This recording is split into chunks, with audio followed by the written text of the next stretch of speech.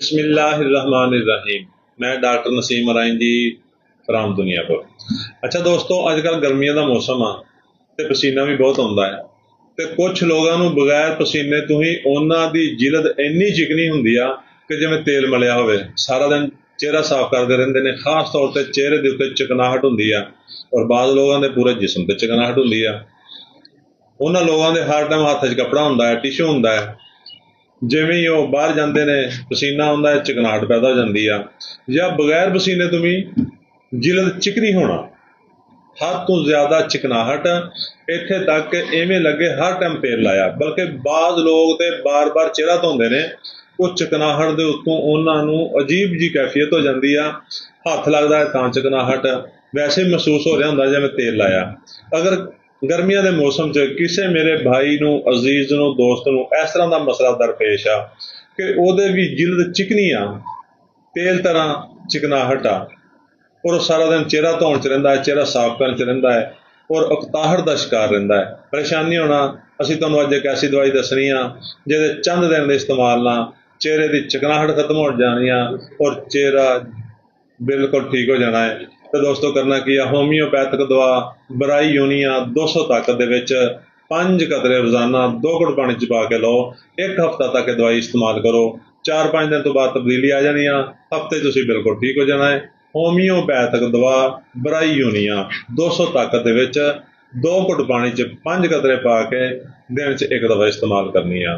दोस्तों हुणे लोगों ने मैसेज करने, डॉक्टर साहब दवाई का नाम दसो। तो दोस्तों वीडियो देखा करो और नाम कापी कर लिया करो, बार बार मैसेज ना करया करो। हर बंदे नूं मैसेज करना बहुत मुश्किल आ। ते दोस्तों साडी वीडियो नूं लाइक ते शेयर करो ताकि वीडियो होर लोगों तक पहुँचे और उन्हां दा फायदा होवे। साडे अकाउंट नूं फॉलो कर लो ताकि तुहाडा और साडा राबता रहे। शुक्रिया, अल्लाह हाफिज़। बिस्मिल्लाहिर्रहमानिर्रहीम। मैं डॉक्टर नसीम अराइन जी फ्राम दुनियापुर। अच्छा दोस्तों, अजकल गर्मियों का मौसम आ ते पसीना भी बहुत आउंदा है ਤੇ ਕੁਝ ਲੋਕਾਂ ਨੂੰ ਬਗੈਰ ਪਸੀਨੇ ਤੋਂ ਹੀ ਉਹਨਾਂ ਦੀ ਜਿਲਦ ਇੰਨੀ ਚਿਕਨੀ ਹੁੰਦੀ ਆ ਕਿ ਜਿਵੇਂ ਤੇਲ ਮਲਿਆ ਹੋਵੇ। ਸਾਰਾ ਦਿਨ ਚਿਹਰਾ ਸਾਫ਼ ਕਰਦੇ ਰਹਿੰਦੇ ਨੇ, ਖਾਸ ਤੌਰ ਤੇ ਚਿਹਰੇ ਦੇ ਉੱਤੇ ਚਿਕਨਾਹਟ ਹੁੰਦੀ ਆ ਔਰ ਬਾਜ਼ ਲੋਕਾਂ ਦੇ ਪੂਰੇ ਜਿਸਮ ਤੇ ਚਿਕਨਾਹਟ ਹੁੰਦੀ ਆ। ਉਹਨਾਂ ਲੋਕਾਂ ਦੇ ਹਰ ਟਾਈਮ ਹੱਥ 'ਚ ਕੱਪੜਾ ਹੁੰਦਾ ਹੈ, ਟਿਸ਼ੂ ਹੁੰਦਾ ਹੈ। ਜਿਵੇਂ ਹੀ ਉਹ ਬਾਹਰ ਜਾਂਦੇ ਨੇ ਪਸੀਨਾ ਆਉਂਦਾ ਹੈ, ਚਿਕਨਾਹਟ ਪੈਦਾ ਹੋ ਜਾਂਦੀ ਆ। ਜਾਂ ਬਗੈਰ ਪਸੀਨੇ ਤੋਂ ਵੀ ਜਿਲਦ ਚਿਕਨੀ ਹੋਣਾ, ਹੱਦ ਤੋਂ ਜ਼ਿਆਦਾ ਚਿਕਨਾਹਟ, ਇੱਥੇ ਤੱਕ ਕਿ ਇਵੇਂ ਲੱਗੇ ਹਰ ਟਾਈਮ ਤੇਲ ਲਾਇਆ। ਬਲਕਿ ਬਾਜ਼ ਲੋਕ ਤੇ ਬਾਰ-ਬਾਰ ਚਿਹਰਾ ਧੋਂਦੇ ਨੇ, ਉਹ ਚਿਕਨਾਹਟ ਦੇ ਉੱਤੋਂ ਉਹਨਾਂ ਨੂੰ ਅਜੀਬ ਜੀ ਕੈਫੀਅਤ ਹੋ ਜਾਂਦੀ ਆ। ਹੱਥ ਲੱਗਦਾ ਹੈ ਤਾਂ ਚਿਕਨਾਹਟ, ਵੈਸੇ ਮਹਿਸੂਸ ਹੋ ਰਿਹਾ ਹੁੰਦਾ ਜਿਵੇਂ ਤੇਲ ਲਾਇਆ।